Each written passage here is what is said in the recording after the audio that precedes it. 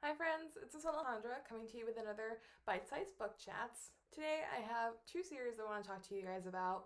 They are both action-packed with very strong female characters, which I think is always great to read.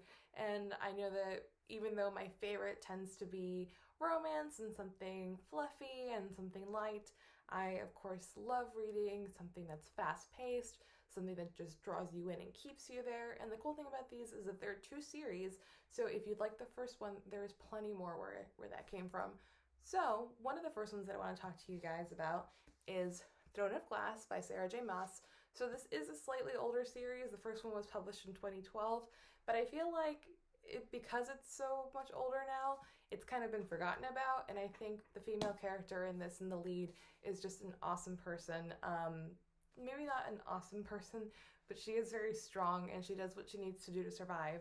So her name, and it's really hard to read, or at least for me, it's really hard to say, Selena Stardothian. So she is an assassin. So if you are put off by things that might be a little more on the graphic side, then maybe hold off on this one for a little bit. It's not too bad, but I understand that for some readers it might just be just a little too much. But she is a teenager and she's an assassin. She's been trained as an assassin her whole life and she's honestly pretty great at it, which is not a good thing. But in her world, that's just what she needs to do to survive. This is a fantasy series, so it is a little different, especially for me. I'm not typically super into fantasy, but this one was awesome. And then the plot of this book is that the king, who is a tyrannical king, he's not a great person, needs a champion. So he needs his own assassin to carry out his dirty work, and he wants to hold a tournament for all of the assassins, the criminals, everybody in his kingdom to compete against each other. And it's more than just killing. There's also things involved like potions and poison and climbing and things like that to make sure that he gets the very best of the best. So if she enters this tournament and she wins back her freedom, which she is not right now. She's not free. So she enters to do what she has to do to protect herself. And along the way, we meet the captain of the guard and we meet the crown prince. And if you guys can kind of see where that's happening, there is an element of romance to this as well. And they are honestly both great people, and it's fun to read kind of how she goes from being one person and being very stuck in her little world of like, this is who she is and she's an assassin and she's only doing what she needs to do to survive and to make sure that she is okay, to following her throughout the series and watching her development from being maybe even a little selfish to trying to put others before her. And it's a really fun read in the sense that, like I said, it takes you on a wild adventure. And there's a lot of twists and turns there that are hard to see and that makes everything just much more exciting to read. So the next series is Scythe by Neil Shusterman. If you haven't heard about this one, it's also pretty great. So the plot is that there are these, well, the characters live in a world where there is no more natural death. They've completely eradicated death, which is great because then people live as long as they want to. They can turn the corner, is what they call it, and you kind of reverse back in years. So if you're a little on the older side, then you turn the corner, and then you're young again, and you can keep doing that and keep doing that and keep doing that pretty much for forever. But the bad thing about that is that they still need to find ways to control the population, to keep their resources in check and things like that. So they need something called scythes, which are the people that go around gleaning, is what they call it, but really it's just killing the rest of the population. And they have their own way of doing it. They really don't just kill like at random or glean at random.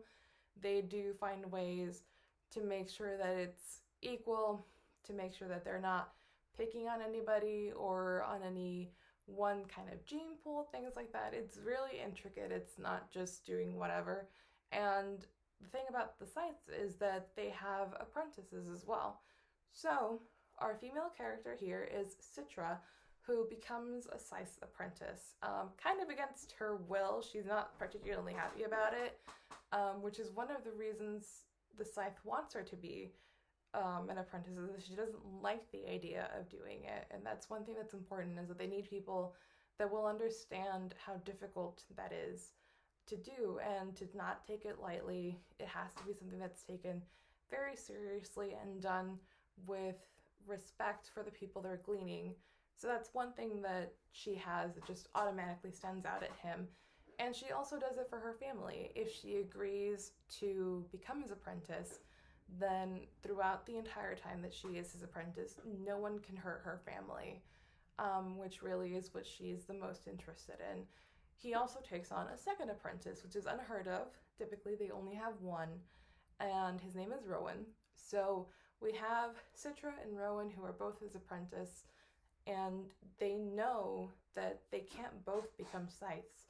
So someone is going to win, someone is going to lose, and she's kind of stuck between learning more about Rowan and realizing that he is a good person and wanting him to be okay, but then also wanting her family to be okay and making sure that nobody can touch them and nobody can hurt them.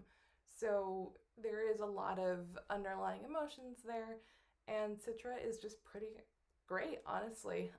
Like I said, she is a little bit more on the serious side because she understands how difficult this is to do.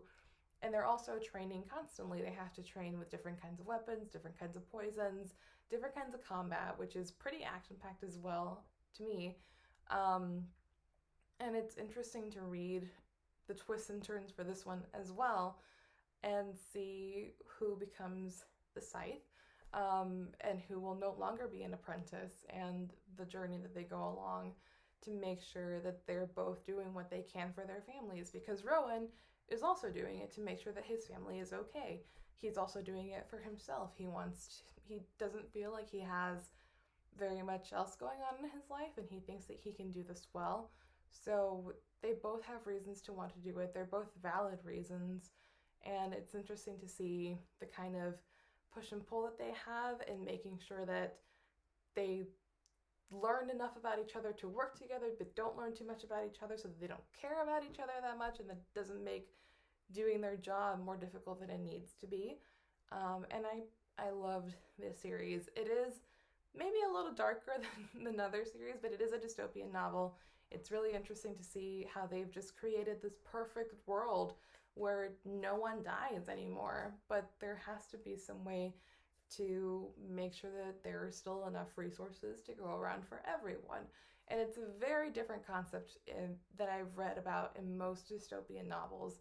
And Citra, like I said, is awesome. She doesn't really let things get her down that much.